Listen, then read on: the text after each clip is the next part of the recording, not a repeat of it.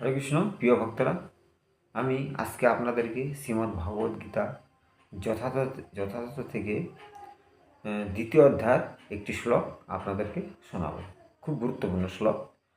যে শ্লোকটি 40 নম্বর শ্লোক বলছে, নেহা অভিগ্র মনসহস্তি প্রত্যবায় ন বিদ্যতে স্বল্পমস্য ধর্মস্য তায়তে মহত ভয়া। খুব সুন্দর শ্লোক। শ্লোকটির বহুপাত বলছে, ভক্তিযোগের অনুশীলন কখনো ব্যর্থ হয় না এবং তার কোনো ক্ষয় নেই। তার স্বল্প অনুষ্ঠানটাকে সংসাররূপ মহাভয় থেকে পরিত্রাণ করে। ভক্তিযোগের অনুশীলনটা আমরা করি, তো সেটা আমাদের ক্ষয় নেই। জড়জাগতিক সমস্ত কিছু ক্ষয় আছে, কিন্তু ভক্তিযোগ ক্ষয় নেই। যখন আমরা দেহ ত্যাগ করব, তখন যতটুকু ভক্তি আমি অনুশীলন করছি আমি সঙ্গে নিয়ে যাব। আর এই ভক্তিযোগ অনুসরণ করে আমাদের সংসারের মধ্যে মহাভয়, ভয় কি? ভয় তো অনেক ধরনের আছে। মহাভয়, ভয়ের ভয়, মৃত্যুতে শাস্ত্রে মহাভয় বলা আছে। কে না মৃত্যু দেখে ভয় পায়? তো এই মহাভয় থেকে আমরা পরিত্রাণ লাভ করতে পারি। তো এই শ্লোকের তাৎপর্যে শ্রীল প্রভুপাদ বলছেন, নিজের সুখ সুবিধার কথা বিবেচনা না করে কৃষ্ণ ভাবনাময় কর্ম বা শ্রীকৃষ্ণের সেবা করাই হচ্ছে সবচেয়ে মহৎ কাজ। আমরা সমাজে অনেক কাজ করি, কিন্তু কোনটি মহৎ কাজ? ভগবান সেবার জন্য, ভগবানের জন্য যেটি কর্ম, সেটি হচ্ছে সবচেয়ে মহৎ কাজ। কেউ যদি একটু একটু করে ভগবানের সেবা করতে শুরু করে, তাতেও কোনো ক্ষতি নেই। একটু সেবা, হয়তো ভগবানের জন্য তুলসী পাতা তুললো, ফুল তুললো, ভগবানের বাসন মাজলো, একটু সেবা, এই সেবাটাও মহৎ কাজ। যতই নগণ্য সেবা হোক না কেন, কোনো অবস্থায় তা বিফলে যায় না।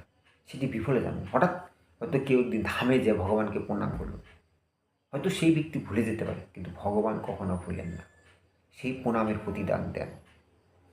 সেটি বলছে যে একটু একটু করে যদি ভগবানের সেবা করি, তাতেও আমাদের অনেক লাভ আছে। তো জগজাগতিক স্তরে যে কোনো কাজকর্ম যতক্ষণ পর্যন্ত সুসম্পন্ন না হচ্ছে, ততক্ষণ তার কোনো তাৎপর্যই থাকে না। জগৎ অনেক কাজকর্ম আছে, যেমন আমরা বিল্ডিং বানালাম, বিল্ডিং যদি পুরোপুরি কমপ্লিট না হয়, তাহলে সে বিল্ডিং তাৎপর্য থাকে না। কিন্তু ভক্তিযোগ অল্প অনুসরণ করলে, হয়তো প্রতিদিনকে এক মালা জপ করে, হয়তো স্নান করে ভগবানকে একটু প্রদীপ দেখায়, তাতেও তার লাভ আছে, তার কোনো ক্ষয় নেই। তো জড়জাগতিক কর্ম সম্পূর্ণ না হলে তার ক্ষয় আছে, কিন্তু ভক্তির কোনোদিনও ক্ষয় নাই। কিন্তু অপ্রাকৃতিক কর্ম বা ভগবত সেবা সুসম্পন্ন না হলেও বিফলে যায় না, তার সুফল চিরস্থায়ী থাকে, চিরস্থায়ী, পার্মানেন্ট। এখনও আছে, পরজন্ম থাকবে। তো ভক্তিযোগের ফল চিরস্থায়ী, পার্মানেন্ট, মানে এই জন্মে থাকবে, পরজন্মে থাকবে, অনেক জন্মে সেটা সঞ্চিত হয়ে থাকবে। তো ভগবানের সেবায় একবার যে শুরু করেছে, তার আর বিপদগামী হওয়ার কোনো সম্ভাবনা থাকে না, সে আর বিপদগামী হবে না।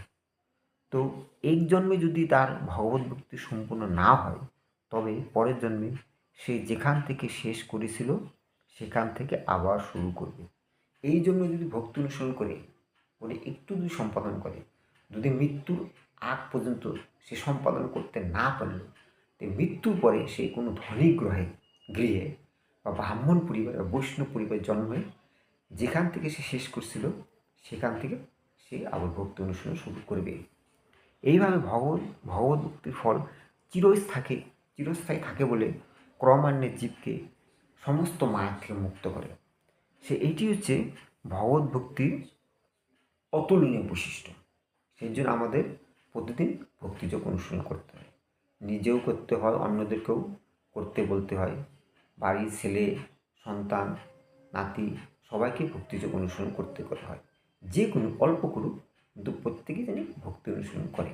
তাহলে আমাদের সমস্ত জন্ম মৃত্যুর বন্ধন থেকে মুক্ত হয়ে আমরা সেই গোলক বৃন্দাবনে ভগবানের নিত্য আলোয় যে পরমানন্দ আস্বাদন করতে পারি। হরে কৃষ্ণ।